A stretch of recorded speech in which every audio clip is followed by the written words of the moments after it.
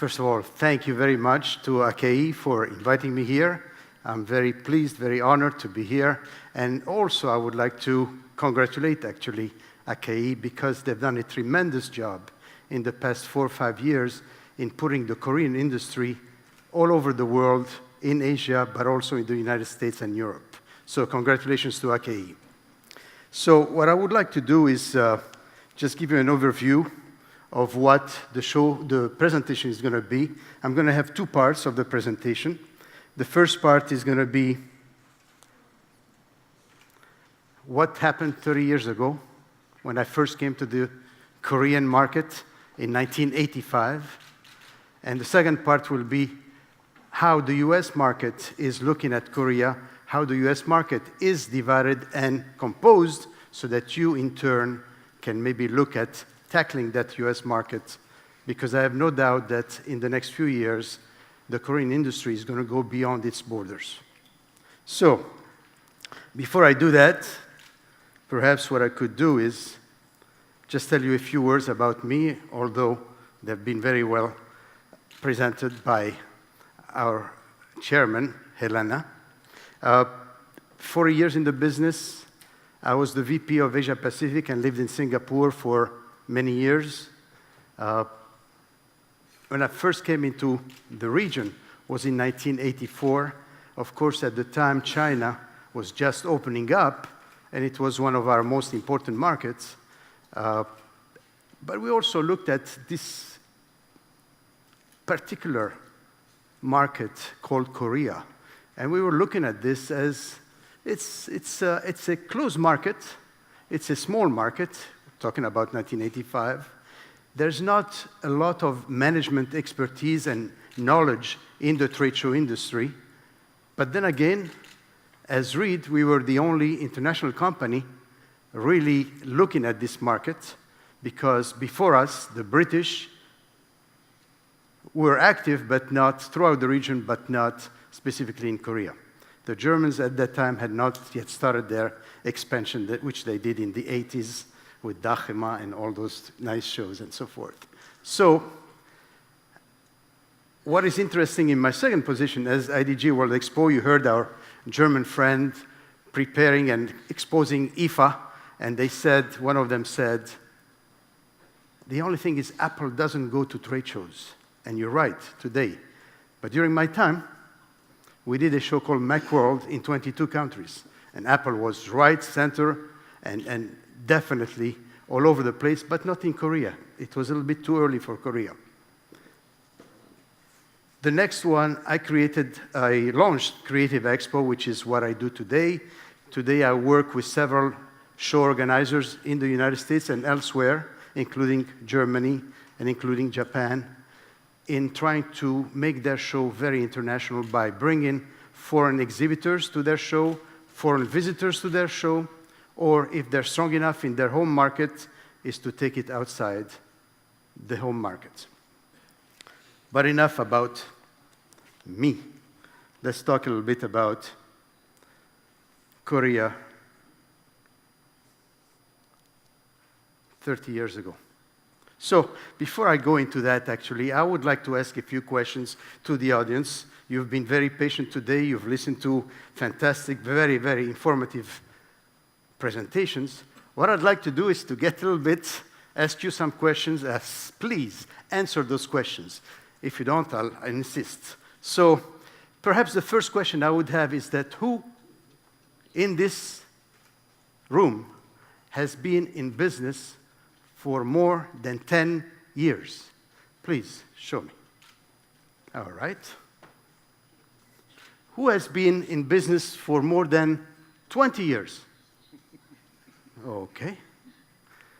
Finally, who was in business in 1985, which is the year I came in? Very good. In Korea specifically, I can see Mr. Lee, Hongyu Lee, Eske Hong, all those beautiful people. Please stand up. Let us celebrate you. 30 years. That's fantastic. Okay. Please go ahead. Very good. Very good. All right. They really deserve your respect. My respect, certainly. They've already owned it and earned it, and it's wonderful to see. Again, as I said, the future of the Korean industry is bright, and in a few years, you're going to be going outside your borders. You already, the people in Yantai know that the Koreans are there.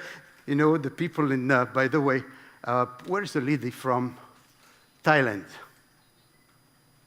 Yes. So you're here and you're hoping to attract some Korean organizers to go to Thailand. Please tell us a little bit about that. And Mike, please. Yeah.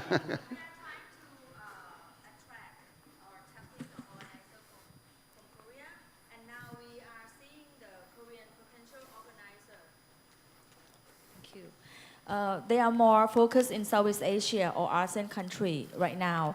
But what they are bringing is they are bringing a solo show or a niche profile product from Korean exhibitors to Vietnam. A few shows already on the manufacturing industry, and to Malaysia on the lifestyle.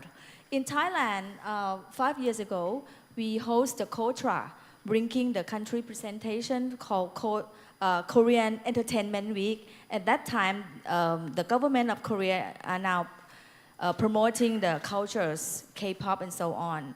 And I think for Thai people or the industry in Thailand, Korean, normally they come as an individual exhibitors and national pavilion. Exhibitors from Korea has been ranked as number 5 among Asia countries, and by term of visitors, they has been ranked number 8 already. I think they are kind of scaring or maybe a risk, not taking risk to go outside their countries, but I see very potential in Southeast Asia besides Vietnam and Malaysia or other countries, Indonesia. We have a lot of potential industry where you already strong. For example, in the industry of beauty, cosmetic, or lifestyle, where your cultures already match with the domestic market. Great, thank you. Actually, who in this room is thinking of taking their show outside Korea to somewhere else? Anybody at this stage thinking? Doesn't have to be tomorrow, but at some point they think that their show is going to develop enough and they're going to take it outside Korea. Anybody? Okay.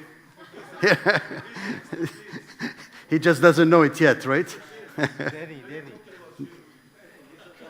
Danny, tell us a little bit about your thinking.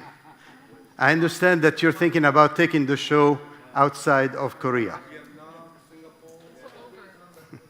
Yeah, in my case, we organized a few shows in Vietnam and I can't remember exactly. China, yeah, and so forth. Yeah. That's fantastic. And when did you start the first show outside? Actually, in 2012, we started the first LED show in Singapore with Mr. Edward Liu. Yeah, that is my first step in Asian countries. Right? Great. Anybody else? Okay. How many people in this room are show organizers? Show organizers. Organizers of show, please, yeah, raise your hand a little bit higher. Please, thank you. This room. So how many are suppliers to the industry? People who do stand fitting, all the services, academia?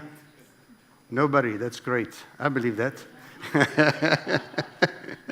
See, one thing in Korea 30 years ago is that it was very difficult to interact with the public. It has changed. Not as much as I would like to, but it has changed. And it's great that thank you for standing up and telling us about your story. We'd like to see that more and more because that's going to be part of interacting with the world, with the trade show world, and be able to really get into the best practices and soon to get to show and teach the world some of the things that you've done and that they can learn from. So what was Korea in 1985? There was one venue, COEX, that's it, COEX. Today, 12 or 13, I was told, beautiful, modern convention centers. Kintex, one of the very nice convention centers, and of course, all the others, COEX, and the one in Daegu and Busan.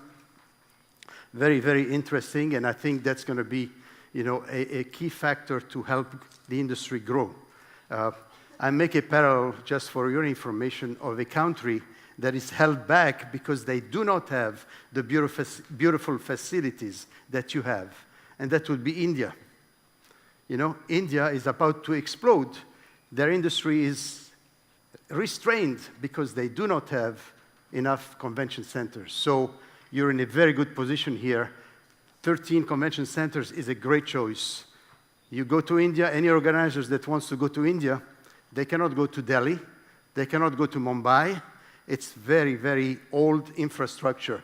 They have to go to Hyderabad or Bangalore, which are two centers not really in the center, but they are the only modern convention centers. So that's one big advantage you have. Of course, in the region, the other countries also have a great infrastructure. I mean, Thailand has 3 or 4, right, convention center right in Bangkok itself. The new one that is being built in Chiang Mai, and then obviously Phuket and so forth, and the other centers. So the same Singapore, beautiful facilities. So it can only but help the industry grow. What was the big attraction in COEX if you came in 1985? Believe it or not, the Hyundai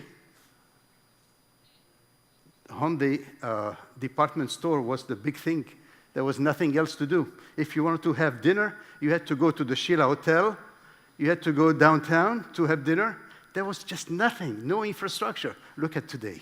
It's fantastic. You go from here to the Grand Hotel Intercontinental, all those beautiful stores, wonderful. Just really, it's very nice to see when you've been here 30 years ago and all of a sudden you see that. So a lot of things are being done and a lot of progress on the retail side.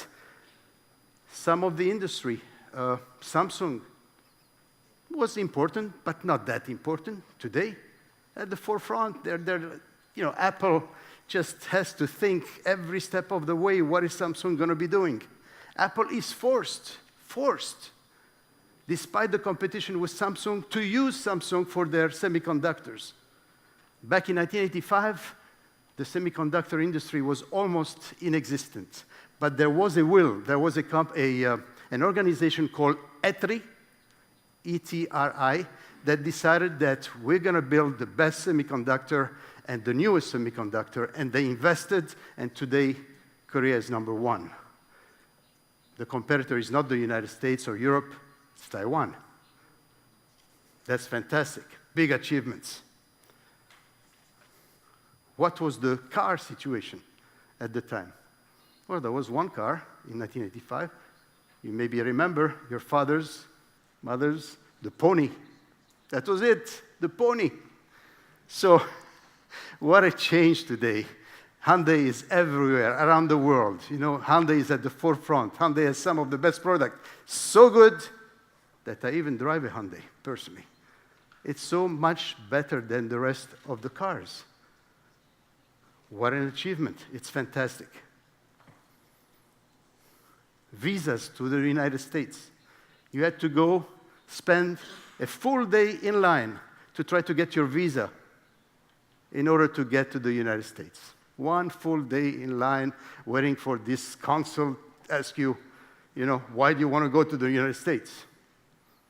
Well, today, you don't need a visa to go to the US. That's a recognition that Korea is a worthy, great partner for the United States. We salute that. At the time, 1985, the Electronic Korean Show was the big show, the granddaddy of shows. Not so much today. Although Korea has a lot to offer, of course, in electronics, but the show itself has, of course, shrunk because it's such a big industry that you have a show in each category of it, and therefore, you don't need a big show that covers everything.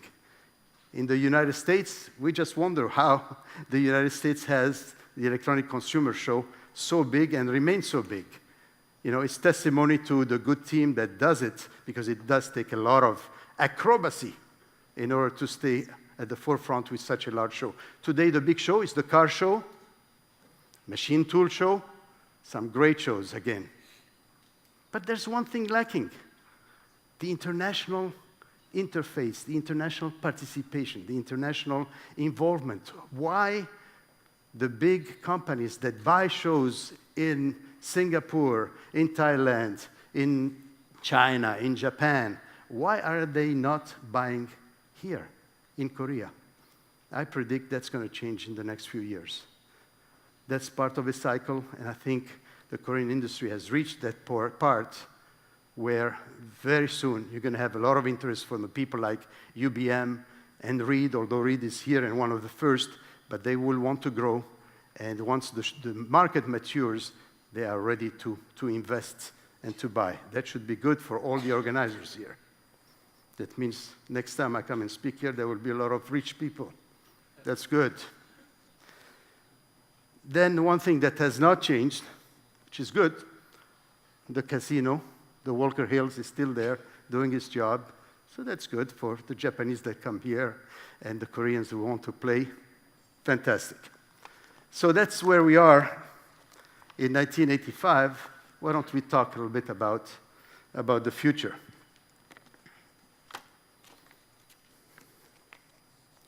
How many people here sell Korean industry to go to US shows overseas? Please. Yeah, from Korea, taking Korean exhibitors, maybe with the help of Kotra or anybody else, and try to take them to shows in Asia, in Europe, in the United States. You were mentioning, what show is that, sir? It's not a show. I took SMEs to the overseas, mostly for maybe 40% for the, it could be famous exhibitions. Yes. But mostly for, I have a showcase in Southeast Asian countries. Great, great. Anybody else? What other industries, are being sold? SK. Yeah, I'm selling many shows: PGA, golf shows, ISC, security shows, and jewelry shows, many more. Okay. Thank you for leaving some shows to other people, SK. Anybody else selling other shows? I mean, this is the first sign, and it's a sign of strength of the Korean industry going outside. Right now, in the United States at least, all the big shows must have a Korean pavilion, especially in those industries where, in electronics, in machine tool, in cars, in all the key sensitive industries. And that's, again, a big sign and very comforting to see. So, basically, our speakers this morning have talked about several trends, and I'm not going to talk about the trends, especially in the United States. What I would like to tell you is a couple of trends that have not been mentioned, that I think will be important because they're going to come into your market as well.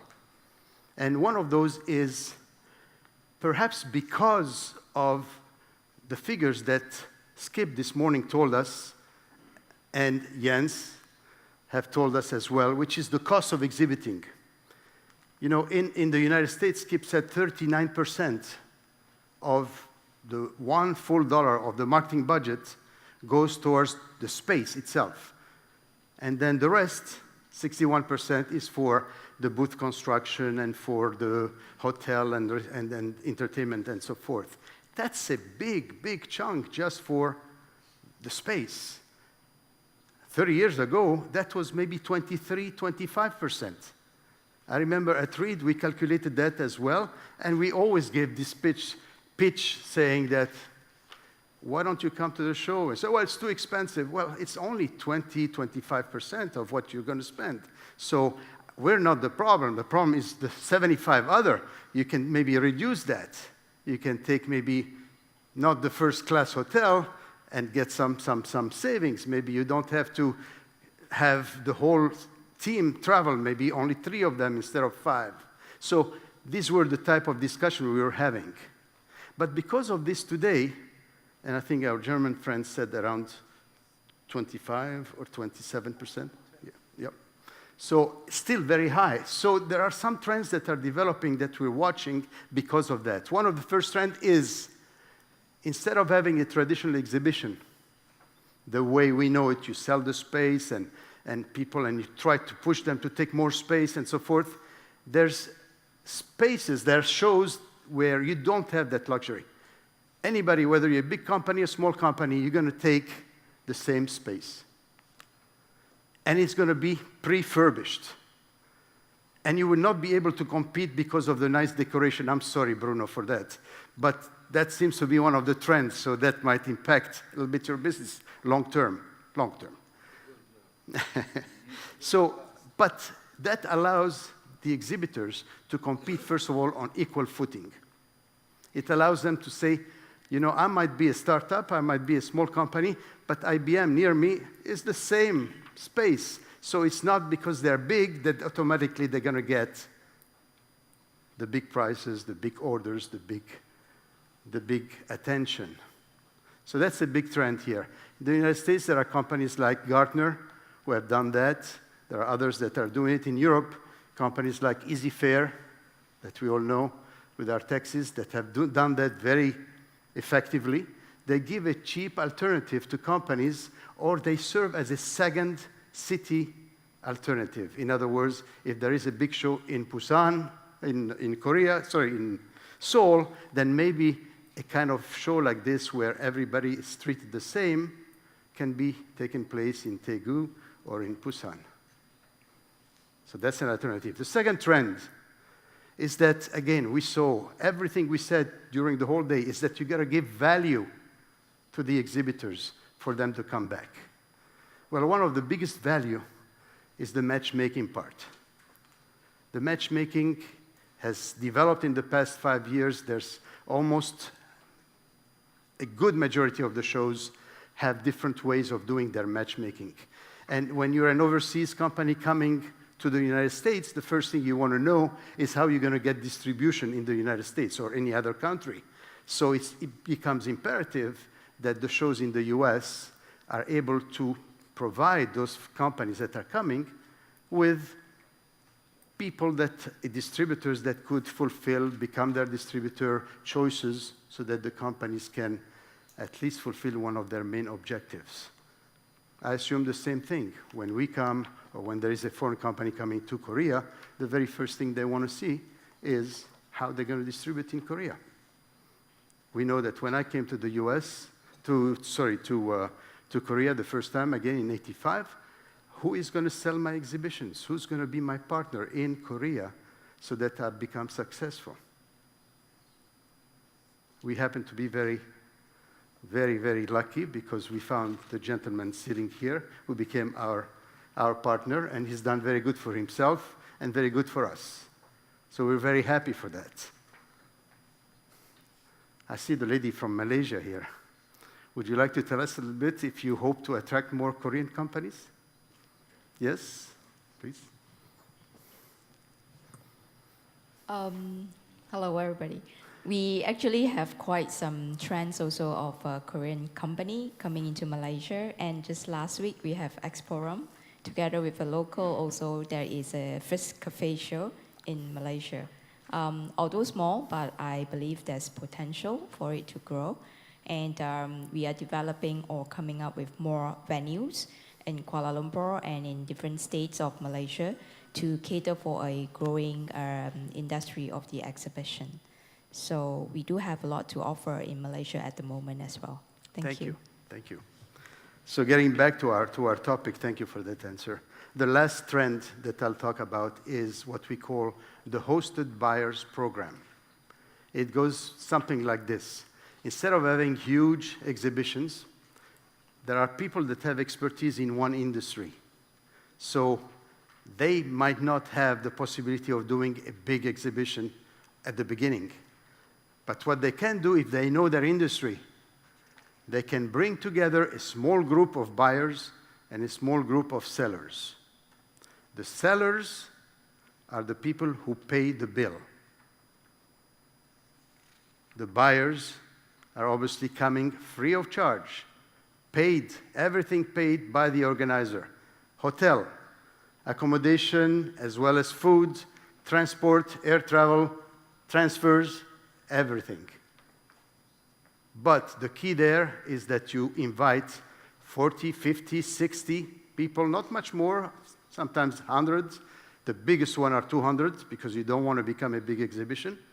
You invite them, so as an organizer, I would pay for them and bring them to an area, let's say like this, and they can have one-on-one meetings, then one on several, what we call boardroom presentations. And that's becoming also a very important trend in the United States. Some people do it totally outside in a resort. Some people do it at the same time of the show. So it depends on your industry and what they do. Something to watch for. It will come here at some point. Anybody has any question about what we're saying so that we can try to have a dialogue instead of a one-way presentation? Any question? Not yet. Okay. I think he's preparing his question. I'm sorry. Hold on. You have the long experience in the Korean market for more than 30 years. In your point of view, what are the big change in the Korean exhibition industry for 30 years? Especially for the exhibition venue you mentioned, and exhibition people or exhibition industry? Thank you. That's a long question, so I'm going to try to answer it. First of all, if we can go outside the U.S. the exhibition industry, the kimchi is much better these days. You know, no question about it. Okay, that's one. Second thing is there is a lot of talent that has developed. And that could be, you know, from some of the companies that have been successful and then people who left. So there is mobility in the market, which is important, which was not the case 35 years ago. Your fathers, you know, and so forth would stay in the same job, would not change. That was part of the culture. That was part of, you know, the way business were done. In the past few years, decades, you know, you have entrepreneurs, you have people who try. So that obviously, you know, a good example is, of course, you too. You know, you were part of a big company, I would say. You were doing shows, and then one day you decided to leave and to start your own company. And whereas there are some people who failed, you happen to succeed. That's very important to have that entrepreneurial spirit because it allows people to create things. And you've been able to, and there will be much more of that, you know. So that, I would say, the human factor is by far the biggest change. Now, of course, Korea, as we said, you know, 30 years ago, there was not a lot. I mean, you know, we all know that the resources are not as plentiful as you would like. It's a rough, sometimes terrain. But at the same time, the industrious people, the people of Korea, the workers, are some of the best productivity in the world. I know that in the US, the Korean people are looked upon like hard workers, you know, dependable. That's a lot that, you know, when you get a reputation like this, it creates, you know, people who want to deal with you, who want to work with you. I hope I'm answering your question. Thank you. Okay, so let's get into where we are so that we don't. So what is the US market? Let me just tell you a little bit about the US market. The US market is 9,000 trade shows, 9,000. Of course, they're not all big. A lot of them are very small. So let me see where we are here. Yeah.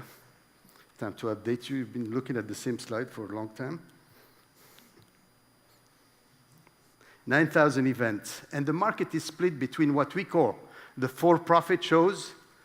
10 minutes, come on. We just started. You know, we're here for another 2 hours at least. So I'm sorry. So the market is between the for-profits and the associations. What do I mean by that? So if we take them one by one, the associations in the United States control roughly 60% of the market. So of the 9,000 shows, 60% are done by an association. And 40% is done by what we call a for-profit or organizations that usually have multi-shows, several shows. Example of those are Reed Exhibitions, UBM, and then there are other people like Adventstar and Henley Wood. These are companies that are big in the United States. The only problem in the past 10 years in the US is that all the big companies have been bought. And they have been bought by one country. In other words, the organizer of one country bought most of the US organizers. And it's not the Germans. You would think, right? No, it's the British. The British have been very, very active in the United States. They have looked at the market. They are well-financed. They've come to the US. They've paid high multiples. In other words, multiples of the profit to be able to buy the show. And they've acquired Reed, who used to be a US company under the name of Connors Exposition, now is Reed Exhibitions, based in the US. UBM has bought Miller Freeman. It's a UK company. Just this year, two big US companies, one called Henley Wood, was bought by another UK company, and Adventstar has been bought by UBN, which is a UK company as well. So it looks like,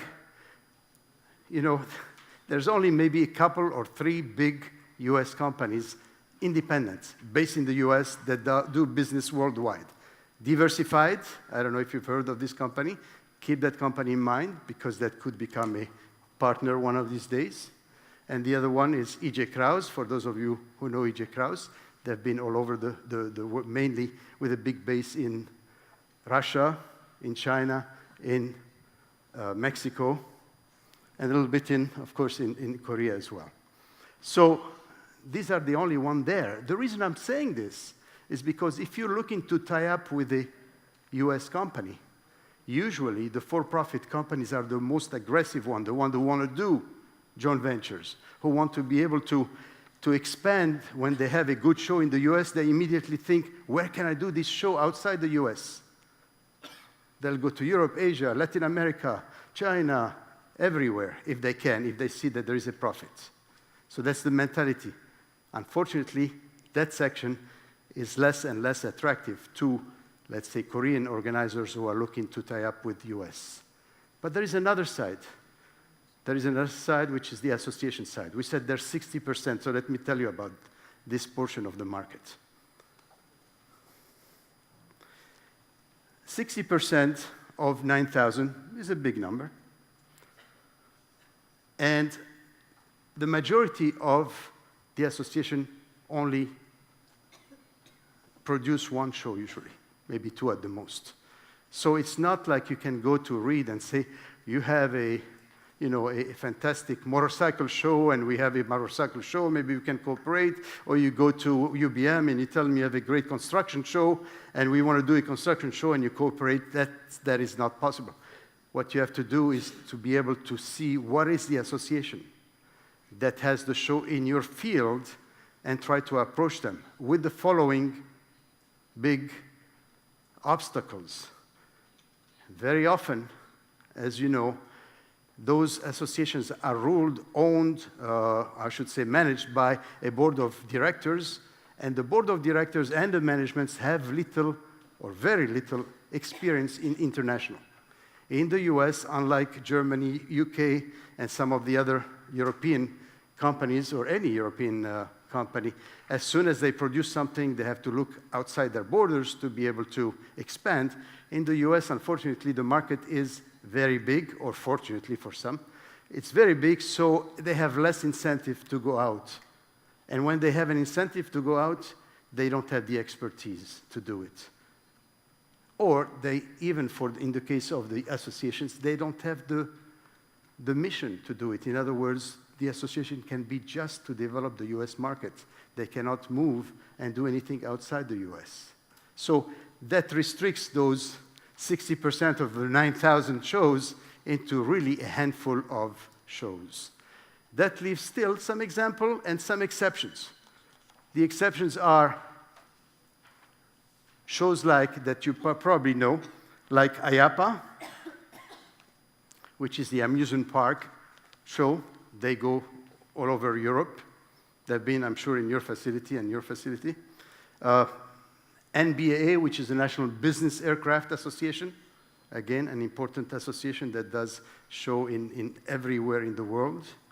Infocom, they do a show in China. They were in Singapore. At some point, they're looking at India, and they might, expand.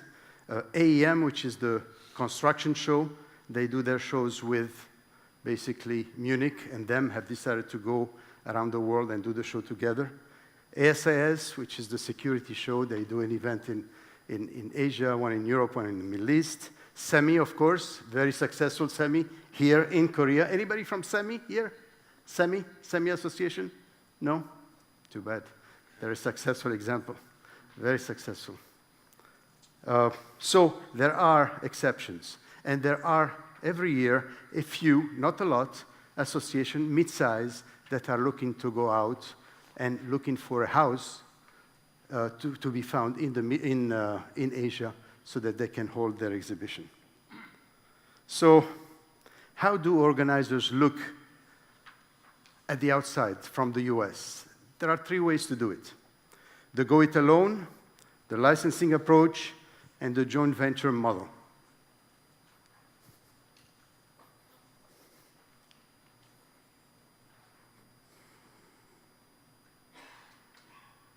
This presentation will be ready, right, and be distributed if anybody needs it. Yeah.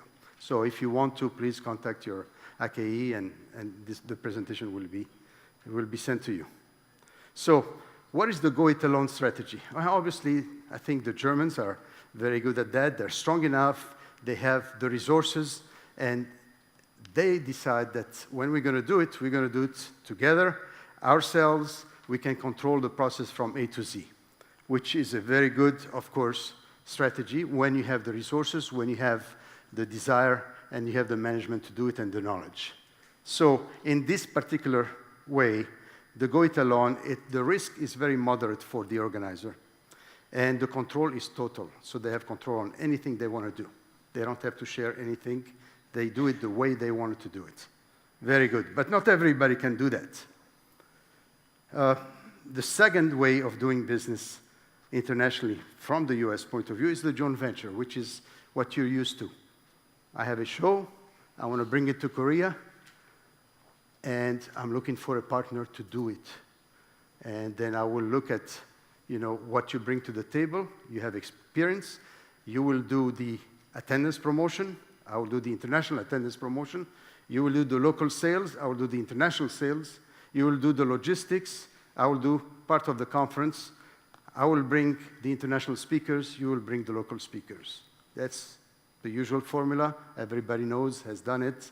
And it's the most equitable, and it's the one where the risks are shared with your joint venture partner, and the control is shared with the two of you. And then there is the third way. I'm going a little bit faster because I'm getting the signs there. The third way, and that's unfortunately the preferred way of Americans at this stage because of the reasons I told you. They're afraid, not of the risk really, because Americans in general are willing to take a risk, but they don't have the expertise. They don't have the knowledge and the backing of their board. But they know that their show is strong and can go overseas. So they go through the route of what we call the licensing. Licensing is basically saying, I have a show called ABC. I'll give you the license so that you can do the show in Korea, and you pay me a fee, whether it's from the sales or from the profit, and in return, I help you with the knowledge of the show. I maybe do some promotion for you internationally, but I'm not going to take the financial risk. And that's going to be the Korean partner who does it, which can suit Koreans very well. I don't want any American in my business. I can do the thing myself. I'll pay. Yeah, I'd rather not pay, but obviously there's intellectual property, so you have to pay for that. So that's one of the three ways that business is done, the way Americans look at it. Now, finally, perhaps we can just spend a few minutes and talk about how, foreign companies look at any venture, what any partner. You know, and it can work anywhere in the world. But basically, the first thing is transparency.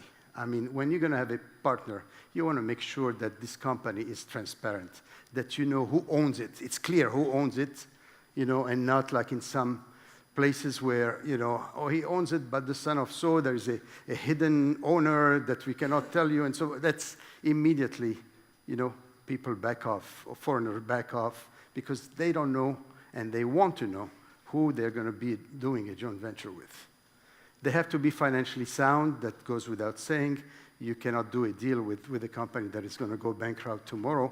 So the numbers have to be clear. A sales culture, very important, because that's what drives everything. So you got to have good salespeople. And then a customer service orientation. That is not a problem in Korea. You have a great customer service. The culture here in any part of the industry is wonderful and much better than anywhere in the West or in America. So that is certainly something that is great, and knowledge of industry. You know, I said a little bit that I predicted that in the next few years, you know, you're on the verge of going outside your borders and become really international companies. You're going to have some champions, you know, like your electronic industry, like your car industry. There's no reason why Korean industry cannot go outside, and you will. It's a matter of time. The future is really bright, and the future of the people in this room is even brighter. Thank you.